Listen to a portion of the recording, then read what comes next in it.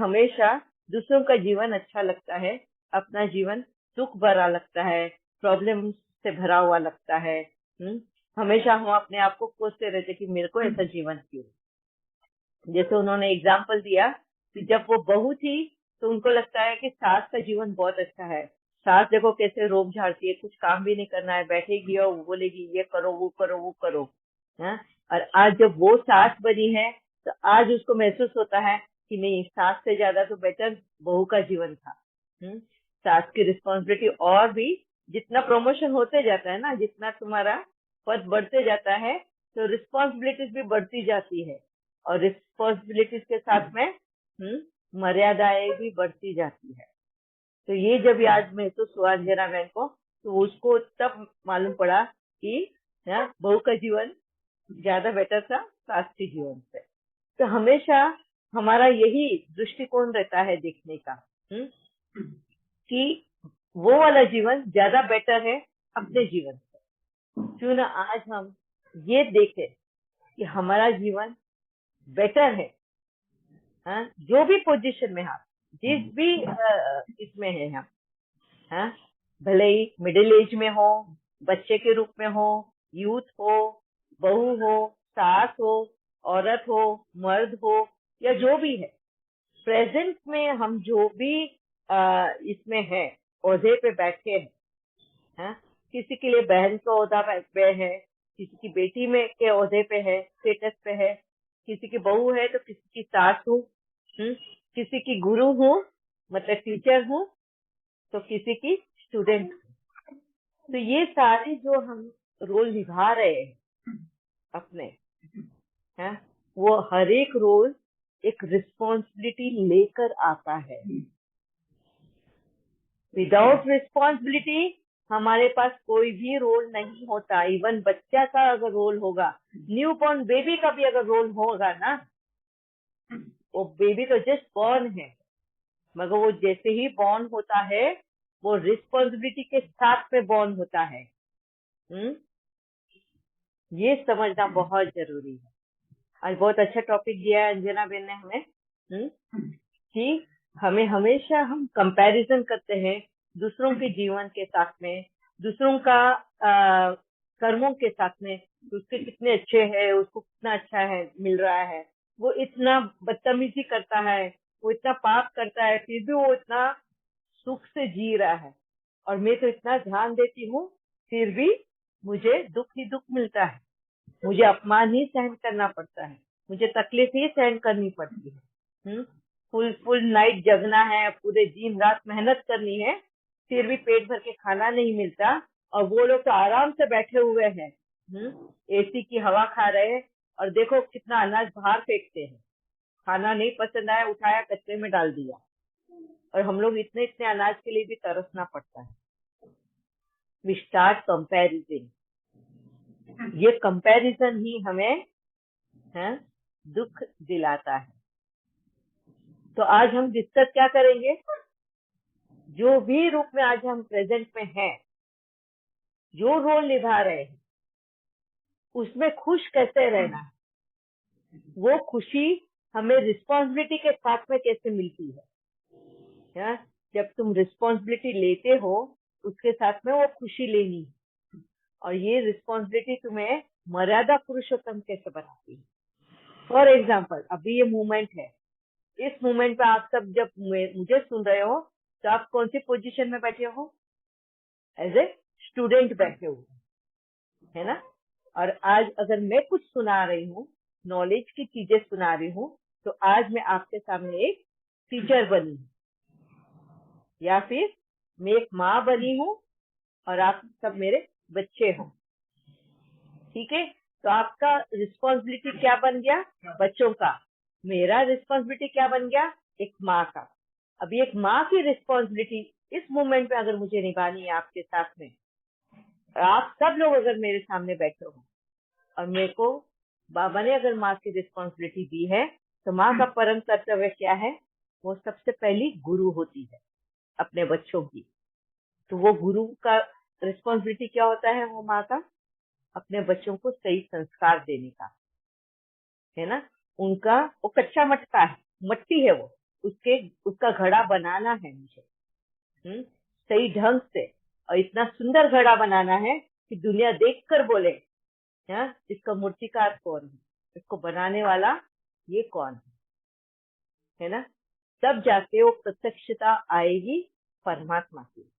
तो मेरे द्वारा जो मैं तुम लोगों में वो संस्कार भरूंगी, जो मैं तुम्हें सिखाऊंगी, ज्ञान समझाऊंगी, उससे तुम बनोगे।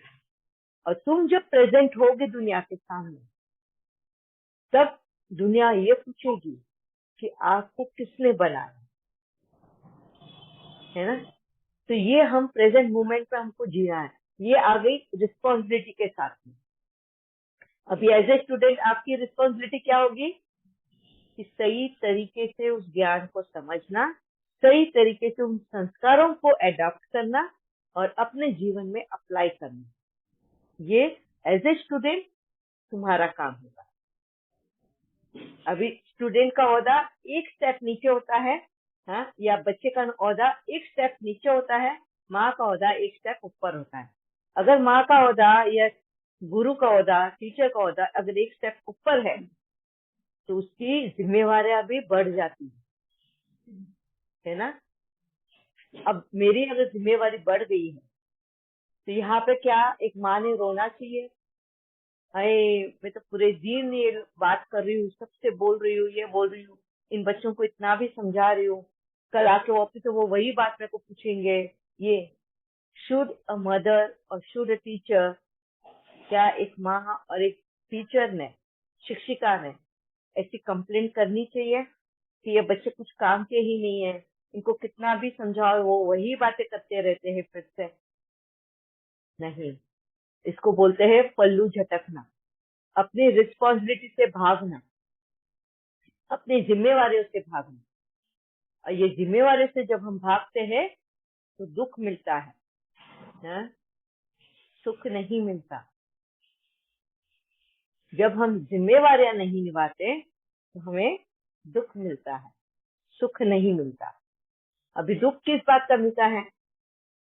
अगर टीचर या माँ अगर सही ढंग से नहीं अपने बच्चों को रखेगी, सही संस्कार नहीं देगी, तो उंगली किस पर उठेगी? बच्चों को देखने के बाद में, हाय ये बच्चों को देखो, कोई संस्कार ही नहीं, इसकी माँ ने तो कुछ सिखाया ही नहीं। किसके ऊपर उंगली उठी?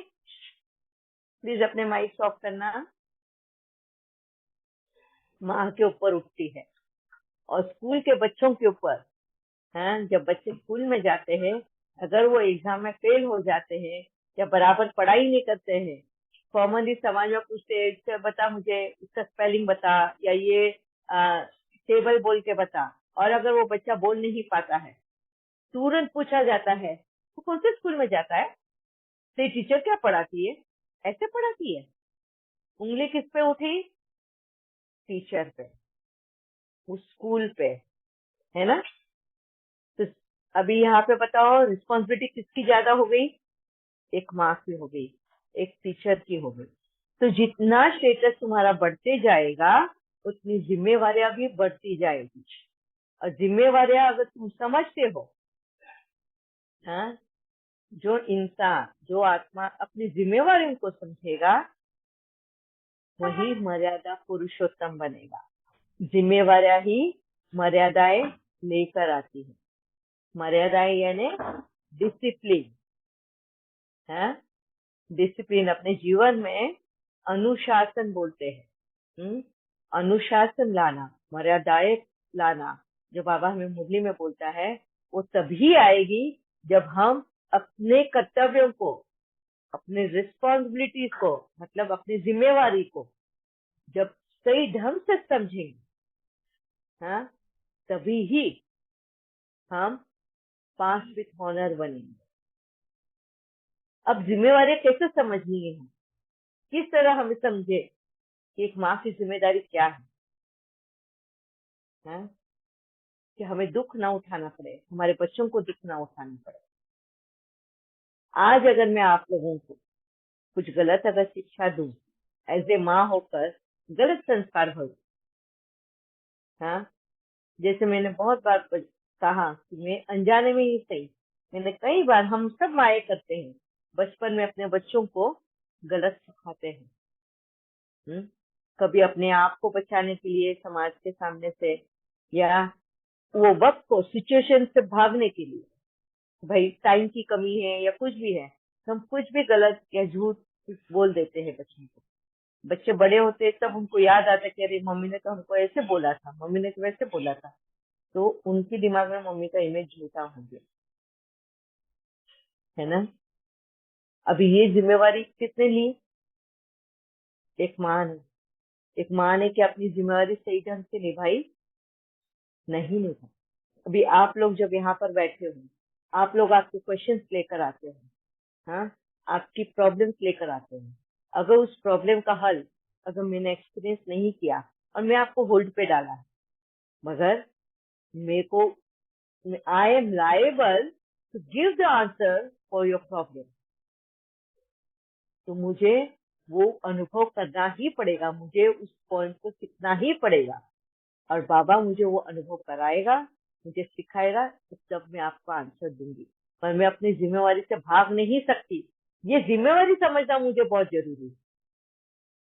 जब तक मैं ये जिम्मेवारी नहीं समझूंगी, हाँ, तब तक मैं सीखने का भी मेरे अंदर वो जज्बा नहीं रहेगा। मैं पढ़ूंगी ही नहीं। नहीं, मुझे नहीं मालूम, मैंने अनुभव नहीं किया, बस हाथ ऊपर करके छोड़ दिया मैंने, मैं अपनी जिम्मेवारी से भाग रही, तो मेरा मतलब ही नहीं है इधर बैठने का। तुम्हारी माँ कहलाने का मेरा वो ये है फिनिश है।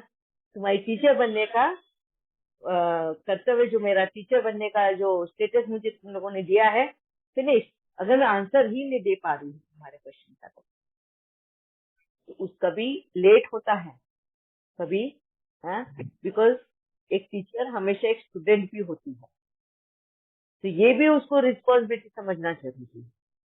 तो एज ए स्टूडेंट भी है, एज ए टीचर भी है, बट आंसर देना जरूरी है, भाग नहीं सकते हो तो ये जिम्मेवारियों को समझना। अभी आप स्टूडेंट हो, आपकी जिम्मेवारी क्या है? ध्यान से ज्ञान को समझना, ध्यान से उन संस्कारों को लेना, अपने कन्वीनियंट के हिसाब से संस्कारों को नहीं अडेप्ट करना है। संस्कार संस्कार होते हैं, वो हर एक के लिए सेम होते हैं, है? किसी के लिए कुछ, किसी के लिए कुछ, ऐसा नहीं होता है। कन्वीनियंट के हिसाब से संस्कार नहीं बदलते। इस रिस्पॉन्सिबिलिटी को समझना एक स्टूडेंट का काम है। बाबा ने एक मुरली में पॉइंट बोल दिया, अच्छा बाबा ने ये मुरली में पॉइंट बोला है, हाँ, शादी करनी है भले करो। हाँ, बाबा ने तो बोल दिया ना, वो इतना ही पॉइंट उठाएंगे। हाँ, बाबा ने तो बोल दिया ना शादी करने को, अभी हम कर रहे हैं शादी। और किसी ने उसके बाद दूसरा पॉइंट उठाया पवित्रता को लेकर। हाँ, बाबा ने देखो पवित्रता बोला ना कि ये पवित्र धारण करना है, तो बस यही करना है, फिर हमको कुछ नहीं। तुम समझो पहले, ये स्टूडेंट का काम है। बाबा ने ज्ञान दिया है, उनको अपने अनुभव के साथ में उसको पॉइंट को समझना है। ये तुम्हारी जिम्मेवारी है, ये तुम्हारी रिस्पॉन्सिबिलिटी है। एज ए स्टूडेंट तुम किस तरह से वो पढ़ाई पढ़ रहे हो, वो तुम्हारी जिम्मेवारी है। आज बाबा ने तुम्हें एक महसूस कराई, उस वक्त तुम्हारी सिचुएशन ऐसी होगी कुछ, हाँ, कि तुमको कहा कि तुम शक्ति स्वरूप हो, तुम दुर्गा स्वरूप हो, तुम काली स्वरूप हो। अगर बाबा उस वक्त तुम्हें वो बता रहा है, और कोई उस दौर से गुजर रहा हो, कोई आत्मा जो मुझे सुन रही है और उसी दौर से गुजर रही होगी, हाँ, बाबा ने मुझे बोला ना मैं काली स्वरूप और दुर्गा स्वरूप है, तो जिस तरह से हमने भक्ति में काली और दुर्गा के बारे में सुना है, हाँ, कि वो रावण का नहीं, किसका, राक्षसों का वध करती है, तो खुद वैसा स्वरूप धारण कर लेती है स्थूल में, मैं काली हूँ, मैं दुर्गा हूँ। बाबा ने ये कहा क्या? काली और दुर्गा का मतलब क्या है? ये जिम्मेवारी उन स्टूडेंट्स को होती है समझने की, बाबा ने किस कंसेप्ट में, किस सिचुएशन में ये कहा है। तब ये रिस्पॉन्सिबिलिटी, ये जिम्मेवारी उन स्टूडेंट की तभी होगी जब वो समझने लायक बने, अपनी जिम्मेवारी को समझे। अभी जिम्मेवारी को कैसे समझेंगे? तो बाबा ने बोला है काली बनना, मतलब काली कब बनना है तुमको? हाँ, काली का मालूम है मतलब क्या है? पहले वो समझना है। काली का मतलब है स्टैंड लेना, है अपने आत्मसम्मान के लिए लड़ना। दैट इज काली का रूप। अगर अपने आत्मसम्मान पे अगर उंगली उठ जाए तब तुम्हें स्टैंड लेना है। दैट इज काली का स्वरूप। तो ये बात को समझना एक स्टूडेंट की जिम्मेवारी होती है? टीचर ने रास्ता दिखाया है तुमको, उसको किस तरह से समझना। अगर स्टूडेंट ने वो नहीं जिम्मेवारी निभाई, वो नहीं समझ पाया, तो दुख उठाने का काम उसका होगा। वो अगर गलत लिया उसने वो अनुभव नहीं किया, बिना अनुभव के उसने ज्ञान उठाया, बस बोला ऐसा ऐसा लिया और बाहर दुनिया बताया मैं काली हूँ, मैं काली हूँ, आज मुझे बाबा ने काली का टाइटल दिया हुआ है, मैं ऐसी हूँ। हाँ, मैं इन राक्षसों का वध करूंगी, अगर तुम गलत करोगे तो मैं तुम्हारा इंसल्ट करूंगी, या जो भी कुछ है। क्या ये सही होगा? नहीं। अभी यहाँ पे काली का स्वरूप, इसका मतलब है तुम्हारा आत्मसम्मान की रक्षा करनी। हाँ, तो किस तरह से करो?